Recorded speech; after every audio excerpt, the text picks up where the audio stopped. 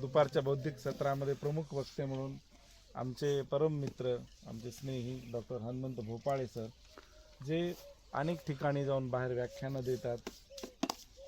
मोठं व्यक्तिमत्व आहे आणि ते सतत विद्यार्थ्यांसाठी कायमस्वरूपी, ते सदैव तुम्ही काहीही त्यांना विचारा, काही पुस्तकं मागा, काय शैक्षणिक साहित्य मागा, ते 100% तुम्हाला देतील. असं उदार आणि दातृत्व असलेलं एक आपल्यामध्ये व्यक्ती आज इथं आलेले आहेत.